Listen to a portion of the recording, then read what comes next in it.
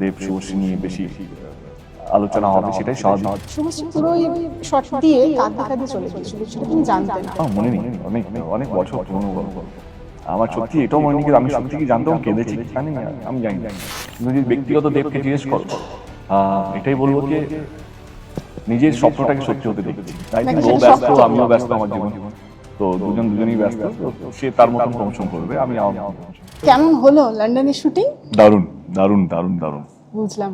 একটু কি টায়ার্ড নাকি? না, টায়ার্ড কিসের? লন্ডন হয়ে স্কটল্যান্ড এবং একটা ফ্যামিলি ট্রিপ হয়ে গেল তো। আই নো আই থিঙ্ক এটাও দরকার, মানে কাজের মধ্যে যে পরিবার আছে তাদেরকে সময় দেওয়া হয় না, ঠিক। তো আমার মনে হয় কি অনেক সময় কি হয় কি সবাই একসাথে টাইমও হয় না, সবাই তো ব্যস্ত। আমার সাথে এরা বাবা মা যায়নি, বাবা গেছে, বোন গেছে আমার সাথে বিদেশে শুটিং এ বা অন্য এতে। মা প্রথমবার আমার সাথে বিদেশ গেল, মায়ের থাইল্যান্ডও গেছিল আমার সাথে। রঘুরাঘাট যখন আমরা থাইল্যান্ড শুট করতে গেছিলাম তখনও মা ছিল আমার সাথে। তো সবাই একসাথে আমার মনে হয় দরকারও আছে, যাদের জন্য, যাদের আশীর্বাদে আজকে এই জায়গায় পৌঁছেছি, এবং তাদেরকে সময় দেওয়া এবং তাদের স্বপ্নটাকে সত্যি করা। তো ডেফিনেটলি আই থিঙ্ক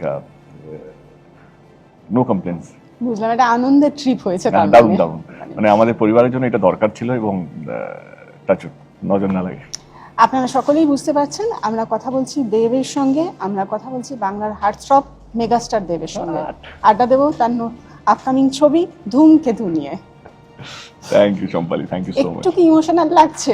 কারণ তোমার প্রযোজিত প্রথম ছবি, সঙ্গে রানা সরকার এবং দেব শুভশ্রী জুটির শেষ ছবি। মানে আজকে আমার মনে হয় কি আমি আরো ভালো পরিষ্কারভাবে বোঝাতে পারবো কি আমি কেন দেব এন্টারটেনমেন্ট ভেঞ্চার্সটাকে লঞ্চ করেছিলাম। কারণ আমি যেই ধরনের গল্প বলতে চাইছিলাম সেই সময়, যেই ধরনের গল্পতে অভিনয় করতে চাইছিলাম, সেই ধরনের গল্প আমি সত্যি আমাকে কেউ বিশ্বাস করতো না বা দিত না। আমার মনে হয়েছিল কি বেশি দিন রিমেক আর করতে পারবো না, রিমেক করতে করতে না একদিন এমন আসবে, তখন কিন্তু রিমেক দমদমিয়ে চলছে, কিন্তু রংবাজ দারুণ চলেছে। একদিন এমন আসবে লোকে আমাদেরকে রিপ্লেস করে দেবে, তার আগে আমাদেরকে চেঞ্জ হতে হবে। এবং ধূমকেতু এমন একটা সাবজেক্ট, সেখান থেকে আমার মনে হয়েছিল কি এরকম ধরনের ছবিকে আমার সাপোর্ট করা উচিত, এরকম ধরনের ছবি গল্পটাকে আমার পাশে থাকা উচিত। এবং সেই জন্য আমার প্রোডাকশন হাউসটা খোলা, কিন্তু কোন ভাগ্যচক্রে সেটা রিলিজ হয়নি। আজকে 10 বছর পর রিলিজ হচ্ছে। তো ডেফিনেটলি একটা ইমোশন, মানে আমার যদি সবচেয়ে বড় ইমোশন যদি বলো ধূমকেতুর সাথে কি জড়িত আছে, সেটা হচ্ছে আমার প্রথম প্রোডাকশন, যে স্বপ্নটা দেখেছিলাম কি নতুনভাবে গল্প বলতে চাই, নতুনভাবে দেবকে আমি দেখাতে চাই দেব এইটাও পারে, দেবের মধ্যে যে খিদেটা যেটা সেইটা আমি দেখাতে চাইছিলাম সেই সময়। তো আজকে সেই ছবিটা রিলিজ হচ্ছে, এবং আমি ব্যক্তিগতভাবে ডেফিনেটলি ভেরি এক্সাইটেড অ্যান্ড খুবই হ্যাপি যে ছবিটা ফাইনালি দর্শকের কাছে পৌঁছবে। 2015 সালে যে ছবি তৈরি হয়ে রয়েছে, নানা জটিলতায় আটকে গেছে, আমরা শুনেছি দুই প্রযোজকের মত পার্থক্যের কথাও, বরফটা গলল কি করে? সময়, আমার মনে হয় কি সময় হচ্ছে সবচেয়ে time is the best healer ওষুধ। টাইম মানুষকে অনেক কিছু করায়, অনেক কিছু থেকে বাঁচায়। তো আমার মনে হয় সময় একটা, আমরা ইনফ্যাক্ট আমার আর রানাদার মধ্যে যে ঝামেলাটা ছিল সেটা আমরা 2019-এই মিটিয়ে নিয়েছিলাম, কিন্তু এটা লিগ্যাল একটা ব্যাটল চলছিল রানাদার সাথে ভায়াকমে। আমার মনে হয় কি আমার জবে টেক ওভার হলো ভায়াকম, যখন জিও স্টার হলো, তো আমার স্টারের সঙ্গে খুব ভালো সম্পর্ক, যেহেতু স্টার নেটওয়ার্কের সাথে, তো আমি অ্যাপ্রোচ করি তাদেরকে অ্যান্ড কোথাও যেন দুজনকে বসাতে পারি, রানা সরকার এবং জিও প্রো টিমকে, লিগ্যাল টিমকে, কোথাও যেন আমরা আন্ডারস্ট্যান্ডিং এর মধ্যে একটা ভালো ছবিকে আমরা বার করতে পারলাম। আমার মনে হয় থ্যাঙ্কস টু জিও স্টারের পুরো টিম, যারা যারা আমাকে সাপোর্ট করেছে ছবিটা রিলিজ করার জন্য, তারাও তাদের লিগ্যালটাকে উইথড্র করলো। রানাদাও কেস করেছেন, তিনিও তার কেসটাকে উইথড্র করলেন। একটা ভালো ছবিকে আমার মনে হয় তারাও বুঝতে পেরেছে কি ভ্যালু অফ দ্য ফিল্ম, তারাও জানে কি ধূমকেতু এমন একটা ছবি যেটা রিলিজ হওয়া দরকার। তো মানে একটা কারবালা তো হো ভালা, কর্মা বলে একটা জিনিস আমি বিশ্বাস করি। তার মনে হয় কি ভগবান আছে যে জানে কি এই সময়টা ধূমকেতু রিলিজ হলে মানুষের কাছে পৌঁছলে ভালো হবে, সেই জন্য 14ই আগস্ট। আমরা অনেকেই সে সময় নৈনিতালে গিয়েছিলাম তোমার সঙ্গে শুটিং এ। আমরা দেখছিলাম প্রায় -3 ডিগ্রিতে তুমি শুটিং করছো, তারপর প্রায় 3.5-4 ঘন্টার মেকআপ নিচ্ছ বিক্রম গায়করের কাছ থেকে, 6 ঘন্টার প্রায় মেকআপ। তো এই ছবিটার সঙ্গে প্রচুর পরিশ্রম জড়িয়ে আছে। প্রচুর প্রচুর হ্যাঁ। প্রচুর। এবং অনেকেই বলে, এবং একাধিকবার কৌশিক গাঙ্গুলি এবং তুমিও বলেছো যে এটা হয়তো দেবের বেস্ট ছবি, সেরা কাজ। আমার মনে হয়, আমার সত্যি মনে হয়। আমি অনেকগুলো ছবি করে ফেললাম, 48 না 49 ছবি হয়ে গেছে হয়তো আমার। আমার করা এটা সেরা ছবি। ক্রিয়েটিভ হয় না, একটা ক্রিয়েটিভলি একটা স্যাটিসফ্যাকশন থাকে, যে একটা তৃপ্তি থাকে কিনা একটা কাজ করার পর। আমার মনে হচ্ছে ধূমকেতু এমন একটা আমাকে তৃপ্তি দিয়েছিল সেই সময়কে। অনেকগুলো শেডস আছে আমার ছবি। 80 বছরের বৃদ্ধের চরিত্র তোমায় দেখবো। হ্যাঁ, তখন কেউ বিশ্বাসই করেনি যে দেব এটা করতে পারবে। 2015-তে কি আমি এই সাহসটা দেখিয়েছি কিনা আমি এটা করতে পারি। এবং কৌশিকদার মতন ডিরেক্টর, তিনি আগের দিনই আমরা আলোচনা করছিলাম, শুধু বডি ট্রান্সফরমেশন নয়, লুক নয়, তোমার ভয়েসও ট্রান্সফরমেশন করতে হবে, তোমাকে নিজে ডাব করতে হবে। দুটো ভয়েস, 3টে ভয়েস আছে, 3টে আলাদা বয়স আছে আমার ছবিটার মধ্যে, 3টে আলাদা লুক আছে। তো সেই জায়গায় 3টে আলাদা ভয়েস মডুলেশন হতে হবে, 3টে আলাদা অ্যাকসেন্ট হতে হবে। খুব টাফ ছিল তার মানে। খুবই টাফ, বাট আমি যখন ডাবিং করছিলাম তখন কৌশিকদা ছিল না। কৌশিকদা তার অর্ধাঙ্গিনী শুটিং এর ব্যস্ত ছিল। আমি ডাবিং করেই বম্বে বলছি, লন্ডন চলে যাই। এবং লন্ডন থেকে কতবার ফোন করেছি, কৌশিকদা গিয়ে ডাবিংটা শোনো, কেমন লাগছে বলো, কেমন লাগছে বলো।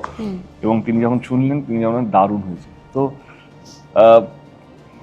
Keeping my finger cross, let's see দর্শক 14ই আগস্ট ছবিটা রিলিজ হওয়ার পর কি বলে, সেটা জানার জন্য ডেফিনেটলি খুব এক্সাইটেড আমি। বুঝলাম। ধূমকেতু যখন শুটিং চলছিল সেই সময়টাতে, সেটা ছিল দেব শুভশ্রীর কামব্যাক ছবি, তার কারণ তোমাদের তখন ব্রেকআপ হয়ে গিয়েছিল এবং তার আগে তোমরা খোকাচা শোবিজ করেছিলে। ঠিক তারপরে 4 বছর বাদে তোমরা ধূমকেতু দিয়ে ফিরছিলে সেই সময়, কিন্তু সেই ফেরা আর হয়নি। আজকে তোমরা আবার ফিরছো, পর্দায় শুভশ্রীর সঙ্গে নিজেকে প্রেম করতে দেখে কেমন লাগছে? ওইরকম ভাবে তো কেউ দেখে না, আমার মনে হয় অভিনেতারা এরকম ভাবে দেখে না কি কেমন লাগছে। কারণ আমরা অনেকটা সময় পেরিয়ে এসেছি, অনেক একটা যুগ পেরিয়ে এসেছি। প্রত্যেকের দুজনের লাইফে অনেক পরিবর্তন এসেছে। তার এখন সংসার আছে, ক্যারিয়ার আছে, খুব ভালোভাবে হ্যান্ডেল করছে। এবং আমি আমার ক্যারিয়ারের মধ্যে যে ধরনের ছবিগুলো করছি, মানে আমার খাদানের পরে চিন্তা ছিল কিভাবে খাদানের থেকে বড় ছবি করবো। তো রঘু ডাকাতের মতন গল্প ভাবা কে না এইটাকে করতে পারা যায়, এবং প্রডিউসারকে কনভিন্স করানো কি একটা ম্যাসিভ স্কেলে একটা বড় টাকা একটা লাগবে, স্কেল লাগবে। তো আমার বেশি চিন্তা ভাবনা ওইটা নিয়ে। এখন তুমি যদি বলো পর্দায় কেমন লাগছে, আমার সেইটার থেকে বেশি হচ্ছে কি কিভাবে এই 10 বছর পুরোনো ছবিটাকে কিভাবে মানুষের কাছে নিয়ে গিয়ে বলবো এটা 10 বছর পুরোনো ছবি, হয়তো শুট করেছি কিন্তু গল্পটা আজকের, মানে আজকে এভরিওয়ান ক্যান রিলেট। ইনফ্যাক্ট আমার মনে শুভশ্রী তাই ভাবছে হয়তো। আমরা অভিনেতারা আমরা কি চাই, যে শেষ হোক বা যেই হোক না, যাই হোক না কেন, মানুষজন যেই ভালোবাসাটা দেব শুভশ্রী পেয়ে এসছে জুটি হিসাবে, সেইটা যেন এই ছবিতেও পাই আমরা।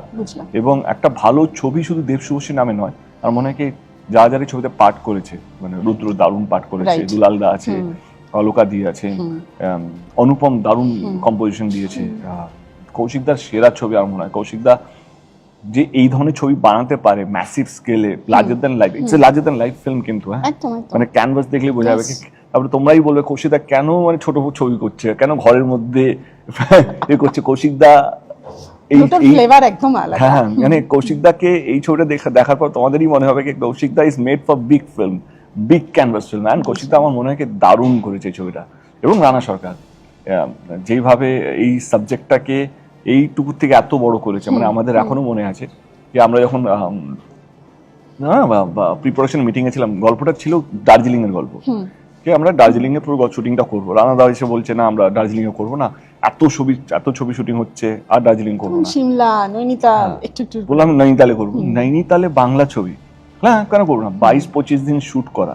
শুধু সেইটা নয়, মানে ওইখানকার লোকেরা তো বাঙালি দেখতে নয়, ট্রেনে করে জুনিয়র আর্টিস্ট নিয়ে গেছি আমরা। মানে একটা প্যাশন না হলে সম্ভব না। আমার মনে হয় কোথাও যেন জায়গায় অক্সিজেন লেভেল কম পড়ছিল বলে কৌশিকদা, তুমি সেখানটা ডিরেক্ট করেছিলে, আমি আমাদের টিম। তো সেই জায়গা থেকে এই যে নারখান্ডা বলে জায়গা, যেখানে বরফের পোর্শনগুলো শুট হয়েছিল, অনেকগুলো স্মৃতি জমে আছে। মানে আই থিঙ্ক এই ছবিতে আমাদের আর্ট ডিরেক্টর, মানে এই ছবিতে যারা যারা পাঠ করেছে বা যারা ইনভলভ আছে, সরি শুধু পাঠ বলবো না, এইচওডিস গুলো, তারা তাদের সব বেস্ট দিয়ে দিয়েছে। মানে কৌশিকদার সব, আমরা যখন আবার ফাইলটা খুললাম, রিওপেন করলাম ছবির ধূমকেতু, এবার অ্যাসিস্ট্যান্ট গুলো যারা ছিল তারা প্রত্যেকে এখন ডিরেক্টর। ইন্ডিপেন্ডেন্ট ডাইরেক্টর হয়ে গেছে, কারো এটা ছবি মজার। হচ্ছে, এবার তারা আসছে, coming on board, having a meeting, কে কিভাবে পোস্ট প্রোডাকশনটা হবে, কিভাবে ডাবিং হবে, কার কি কাজ বাকি আছে, কার ডাবিং বাকি আছে, দেবের ডাবিং বাকি আছে, শুভশ্রীর ডাবিং বাকি আছে, রুদ্রর ডাবিং বাকি আছে, এবার তাদের টেক্সচার 10 বছর আগে তাদেরকে আবার নিয়ে আসা। মেলানো, তো আমার মনে হয় কি হিউজ। খুব অন্যরকম একটা মজা পাচ্ছি বাট আমরা। আমি একটা জিনিস জিজ্ঞেস করবো, দেখো 9 বছর 10 বছর আগের দেব অনেক কম বয়স, ঠিক আছে, সে তখন স্টার, কিন্তু আজকে সে মেগা স্টার। আজকে সে ভুল করতে পারে, এটা কেউ মানে না, ঠিক আছে, মানে কেউ মানবে না, ঠিক আছে, Mega দেব star-টা- ফেল করবে সেটা কেউ মানতে চায় না, ঠিক আছে। সো এই ছবিটা তো তোমার জন্য আরো পরীক্ষা বড়। আমি শোতে ফিল করবো না। আমি অ্যাজ এ প্রডিউসার, আমি অ্যাজ অ্যান অ্যাক্টর, আমি কনফিডেন্ট এই ছবিটাকে নিয়ে। কত ভালো হবে সেটা, কত ভালো ব্যবসা করবে, ব্যবসার সঙ্গে ফেল করা একদমই করে না। I believe in one line, rather two line, every hit film don't need to be a good film, and every good film don't need to be a hit film. ঠিক। আমার প্যাশন হচ্ছে গল্প বলা, আমার প্যাশন হচ্ছে নিজেকে ভাঙা, এমন কিছু ভাবে দর্শকের কাছে নিয়ে আসা, তারা যেন না মনে করে আমি ঠকাচ্ছি তাদেরকে। আমি একই গল্প বারবার বলতে চাইনি। আমি প্রধানের পর আমার নিজেরই মনে হচ্ছিল কি না, আর আমি ফ্যামিলি ড্রামা করবো না। আমি প্রথম ফোনটাই অতুলদাকে করি, অভিজিৎকে করি, কি আমি প্রজাপতি 2 এখন করতে চাই না। আমি তো খাদানের সময় তো প্রজাপতি 2 আসার কথা ছিল। আমি তাদেরকে রিকোয়েস্ট করি, আমার না ইচ্ছে করছে না, আমি want to do something else. তারা জিজ্ঞেস করলে কি করবে তাহলে, আমি একটা অ্যাকশন ছবি করতে চাই। তারা একটু অবাকই হলো কি এই সময় দাঁড়িয়ে প্রজাপতির মতন ফ্র্যাঞ্চাইজি, যেখানে আমি আর মিঠুনদা অলরেডি ব্লকবাস্টার ফিল্ম, সেটা পার্ট 2 যদি হয়, সেটা শিওর শট একটা দর্শক আছে, সেইটা দেব না করে এমন একটা সাবজেক্ট চুজ করছে যেটা কোনো ভবিষ্যৎ নেই সেই সময় দাঁড়িয়ে। তো আমার যেটা তুমি বললে পাস আর ফেল, আমার স্বপ্ন হচ্ছে কি নতুন কিছু করা। It's not that I don't want to go with the tide, I want to go against the tide. বুঝলাম। নাহলে আমি সার্ভাইভ করতে পারবো না, নাহলে আমি দেবকে বাঁচাতে পারবো মানে না। বারবার তুমি কমফর্ট জোনটা ছেড়ে বেরোতে চাইছো। একদম একদম একদম। আচ্ছা, এই প্রসঙ্গে আমি ধূমকেতু প্রসঙ্গে একটু পুরোনো দিনের একটা ছোট্ট ঘটনাতে যাচ্ছি। সেটা হচ্ছে ধূমকেতু তোমার আর শুভশ্রীর একটা বিয়ের সিকোয়েন্স ছিল, ঠিক আছে, শুটিংটা ছিল বুঝি, আচ্ছা ছিল।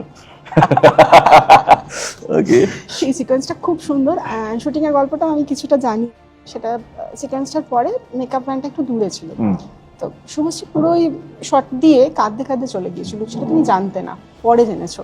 আজকে ফিরে তাকালে কি মনে হয়, বা ঠিক কি অনুভূতি ছিল সেইটা জানার পর? আমার মনে নেই, অনেক অনেক বছর পুরনো গল্প। আমার সত্যি এটাও মনে নেই আমি সত্যি কি জানতাম কেঁদেছি কি কানে, আমি জানি না। আমার শুভশ্রী এটা ভালো বলতে পারবে। আমার মনে হয় কেন বলারই কি দরকার আছে। তাও কিছু কিছু জিনিস কেন হয়, কিসের জন্য হয়, সেই মানুষটাই হয়তো জানে না।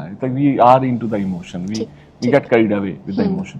আমার মনে হয় কি সেই দিনগুলো চলে গেছে, সেই দিনগুলোকে আলোচনা করে চটকিয়ে লাভ নেই। আমার মনে হয় খুব ভালো সংসার করছে, যে তার জীবনে সত্যি খুব হ্যাপি। আমি আমার সঙ্গে মানে আমার life I am very happy. তো সম্পর্কের ক্ষেত্রে আমরা কি কখনো পেছনে ফিরে দেখি না?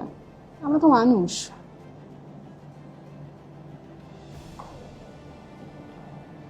সব মানুষ কি এক হয়? নিশ্চয়ই না।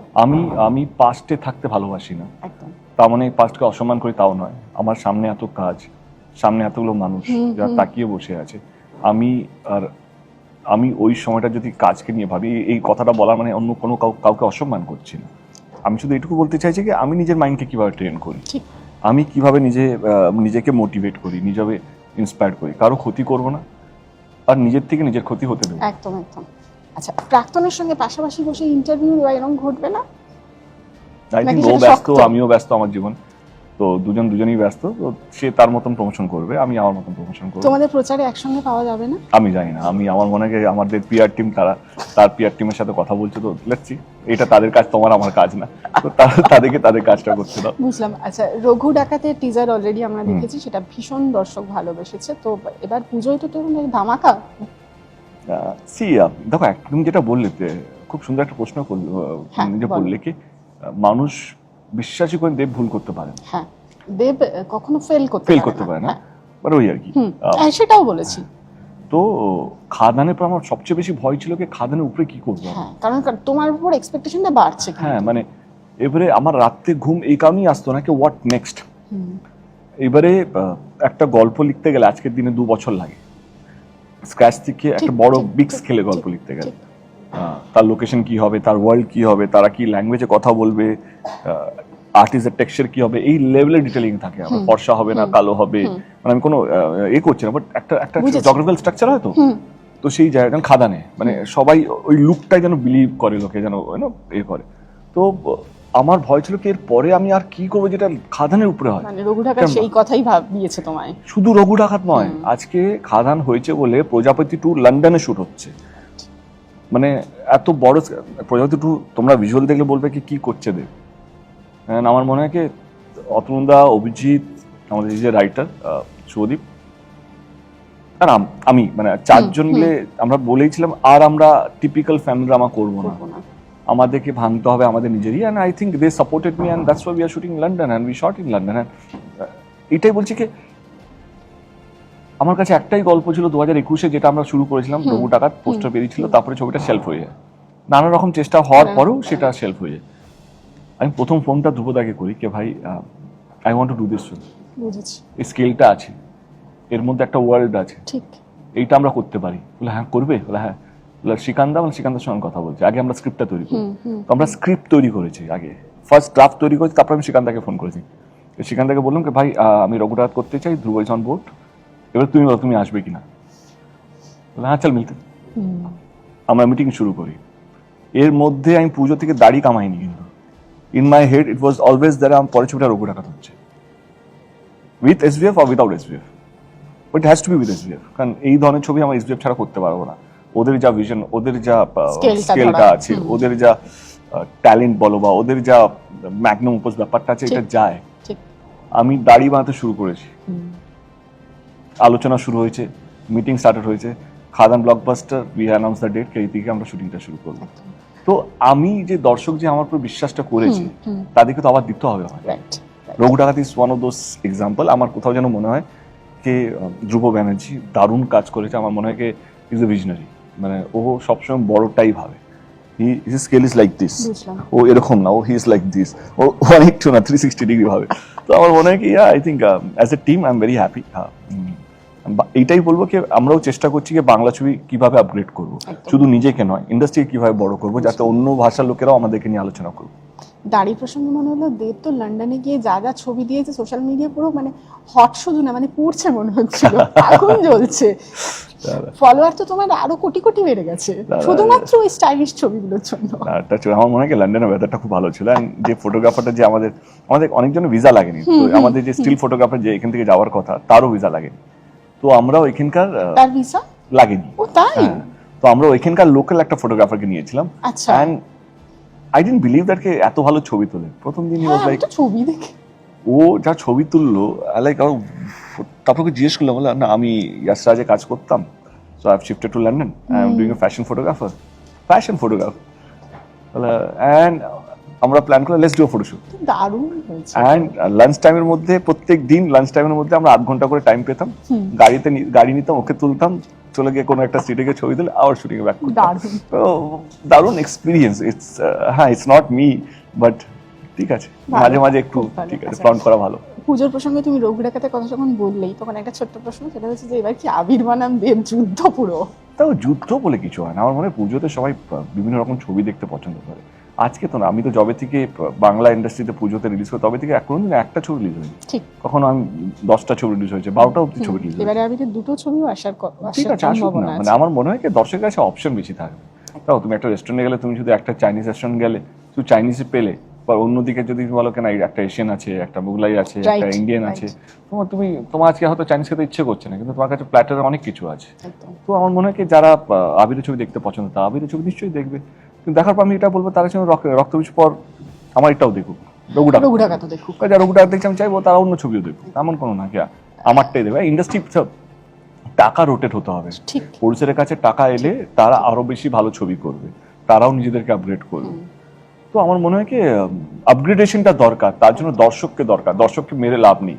আর আমি ওই হিংসের মধ্যে নেই কি আমি একাই খাবো তুমি খাবে না, সবাই খা, আমার লাভ। এই দর্শকগুলো বেঁচে থাকলে, এই যে ছবিগুলো চলছে না, আগে একেন বাবু এত ভালো, এই দর্শক তো বেঁচে আছে, তার মানে দর্শক তো আছে, এই দর্শককে আমি টানতে পারবো। দর্শক যদি সিনেমা হলেই না যায়, তাহলে আমি কাকে দেখাবো ছবিটা? সিনেমা দেখাটা হচ্ছে অভ্যেস, এই অভ্যেসটাকে বাঁচিয়ে রাখতে হবে। আমি বছর 3টে ছবি করি, বা খুব কম, মানে খুব বেশি হলে 3টে, নাহলে আমার প্রত্যেক বছর 2টো ছবি থাকে, 2টো ছবি নিয়ে আমি অভ্যেস বাঁচিয়ে রাখতে পারবো না। সবাইকে সেই অভ্যেসটা বাঁচিয়ে রাখার জন্য, মানে এই দর্শকের অভ্যেসটা বাঁচিয়ে রাখার জন্য সবাইকে মাঠে নামতে হবে। আমি আবার একটু ধূমকেতুতে ফিরছি। একটু না, পুরোটা ফেরো। একটু একটু কেন করছো? সেটা হচ্ছে যে আমরা যে সেটটার মধ্যে বসে কথা বলছি, সব থেকে নস্টালজিক জিনিসটা হচ্ছে সাইকেলটা। এইরকম একটা সাইকেলে আমরা শুভশ্রীকে দেখেছিলাম নৈনিতালে। তোমার কি নস্টালজিক লাগছে এই সাইকেলটার জন্য? না, আমার মনে হয় আমার না, আমার প্রিয় টিম শান্তনু পুরো দায়িত্ব নিয়ে এটা বানিয়েছে, আমার পুরো ক্রিয়েটিভ টিম বানিয়েছে। আমার মনে হচ্ছে দারুণ। আমি সারপ্রাইজ। আমি লন্ডনে ছিলাম, আমি কোনো দায়িত্ব নিই না, আমি জাস্ট বললাম আমি গিয়ে শুধু শুট করবো, হ্যাঁ, আমাকে এর কিছুর মধ্যে ঢোকাস না। And they send me the layout, I think they have done a good job. এইটা রাখাই এই কারণে, কারণ সাইকেলটা যেভাবে ইউজ হয়েছে ছবিটার মধ্যে, এবং একটা নস্টালজিয়া ব্যাপারটাও আছে, বাট তার সঙ্গে ইমোশন নেই। বুঝলাম, মানে তুমি যদি বলো আবার তুমি, না না না, সেরকম কিছু না। তখনও ছিল না, এখনো নেই। শুটিং এর সময় কথা বলছি। আচ্ছা, ঠিক আছে। আগামী দিনে কখন আবার দেব শুভশ্রী জুটি কি একসঙ্গে পাওয়া যেতে পারে? দেখো, সময়, আবার বলছি, আমরা একজনকে দেখিই নি হয়তো, মানে লাস্ট 7-8 বছর বা 10 বছর ধরে এরকম ভাবে যা দেখেছি, একটা দুটো অনুষ্ঠান বা একটা অ্যাওয়ার্ড শোতে, যেটা আমি জানতাম না আমি ওকে অ্যাওয়ার্ড দেবো, বাট ঠিক আছে। টকিং টার্মস তো আছে তোমাদের, না বললেই বল ভালো, মানে উই হ্যাভ মিউচুয়াল রেসপেক্ট হয়েছে। I understand. মানে আমাদের যা, আমাদের মনে হয় কি সোশ্যাল মিডিয়ায় দেখি ওর কাজগুলো নিয়ে চর্চা হয়, ভালো কাজ করছে, দারুণ করছে, লাস্ট ছবিটা দারুণ চলেছে, সংসার এবং কাজ ক্যারিয়ার দুটোকে খুব ভালোভাবে ম্যানেজ করছে, সহজ নয় একটা মেয়ের জন্য। এবং I wish her all the luck, ভালো হোক, জীবনে আরো উন্নতি করুক, শান্তিতে থাকুক, সেটা সবচেয়ে বেশি দিন পরে। ফাইন। তুমি চিরকালই শান্তিপ্রিয়, সবসময়। তুমি ধূমকেতু নিয়ে আমাদের দর্শকদের, ধূমকেতু ধূমকেতু ধূমকেতু ধূমকেতু ওর জন্য খুব নস্টালজিক, ও ছিল শুটিং এর মধ্যে, নৈনিতালে ছিল। এবং দেবের আতিথেয়তায় আমরা যে কজন কলকাতা থেকে গিয়েছিলাম, মানে আমরা মুগ্ধ ছিলাম। তখন খুব কম বয়স দেবের, অতটা এক্সপিরিয়েন্স নেই, কিন্তু সেই নিশ্চয়ই অতটা এক্সপিরিয়েন্স তখনও হয়নি প্রযোজক হিসেবে, কিন্তু খুব ভালো যত্নে রেখেছিল আমাদের। আরে না, তোমরা এত কষ্ট করে নৈনিতাল গেলে, নৈনিতাল তো কাছে না, অনেকটা দূরে, অনেক 2-3 ঘন্টা পাহাড়ে উঠতে হয়, বাপরে বাপ, অনেক গল্প নৈনিতাল নিয়ে। এনিওয়ে, ধূমকেতু নিয়ে দর্শকদের জন্য, ধূমকেতু সত্যি একটা একটা একটা একটা স্বপ্ন ছিল আমার কাছে, নিজের প্রোডাকশন হাউসটাকে খুলবো, আমি যেই ধরনের গল্প করতে চাই সেগুলো পাচ্ছিলাম না বা কেউ সাপোর্ট করছিল না। যেইটা দিয়ে পথ শুরু হয়েছিল, ভাবিনি সেটা আটকে যাবে, আর ভাবিনি আটকে যাওয়ার পর এভাবে রিলিজও হবে। আজকে যখন রিলিজ হচ্ছে, অনেকে অনেক কিছুই বলবে, অনেকগুলো ইমোশন দেব শুভশ্রী নিয়ে বেশি আলোচনা হবে, সেটাই স্বাভাবিক। কিন্তু যদি ব্যক্তিগত দেবকে জিজ্ঞেস করো, এটাই বলবো কি, নিজের স্বপ্নটাকে সত্যি হতে দেখছি। মানে প্রোডাকশন হাউসটা কেন খুললাম, রিলিজ হওয়ার পর আমার মনে হয় না কেউ প্রশ্ন করবে যে দেব কেন নিজের প্রোডাকশন হাউসটা খুলেছে। আসুন দেখুন, আমাদের প্রত্যেকের পরিশ্রম আছে। আমার মনে হয় এটা শুভশ্রীর সেরা কাজ, কৌশিক গাঙ্গুলির সেরা কাজ, অনুপম রায়ের one of the best composition, Rana সরকারের প্রোডাকশন, ডিসিএম প্রোডাকশনের সেরা কাজ, দেব এন্টারটেনমেন্ট ভেঞ্চার্সেরও এটা সেরা কাজ, দুলালদা আছে, অলোকানন্দা দি আছে, রুদ্র আছে, এদের প্রত্যেকের সেরা কাজ আমার কোথাও যেন মনে হয়। And overall it's complete film. মানে এটা কোনো একটা ধরনের দর্শকের জন্য নয়, আমি এটা বলবো না কি এটা খাদানের দর্শকের জন্য না, একদম তাদের জন্য আছে, যারা প্রজাপতি দেখেছে তাদের জন্য আছে, যারা ভালো ছবি দেখতে চায়, যে কোনো ভাষারই হোক না কেন, এই ছবিটা সবারই জন্য। আসুন, 14 আগস্ট আমাদের ছবিটা রিলিজ হচ্ছে। অনেক কিছু হবে, কেউ বলবে কেন নেই, কেন এর একসাথে নেই, ওই নেই, এই নেই, সেই সব চটকিয়ে লাভ নেই। আমার মনে হয় অতীত অতীতেই থাকুক, আমরা ভালো আছি, আরো ভালো থাকবো যদি আপনারা ছবিটা এসে দেখেন। ধন্যবাদ। Thank you Dev, thank you so much. ধূমকেতু বলে আকাশের কথা মনে হয়, তোমাদের জন্য, ধূমকেতু টিমের জন্য এক আকাশ শুভেচ্ছা রইল। Thank you so much Sampali, thank you. আজকের মতো এই পর্যন্তই। আপনারা চোখ রাখুন সংবাদপ্রতিদিন.in-এ। আমরা নিয়ে আসবো এরকম আরও অনেক আড্ডা, সাক্ষাৎকার এবং খবর। ক্যামেরায় রতিন এবং শুভজিতের সঙ্গে রয়েছি আমি সম্পাদি। ফলো করুন সংবাদ প্রতিদিন ডিজিটাল।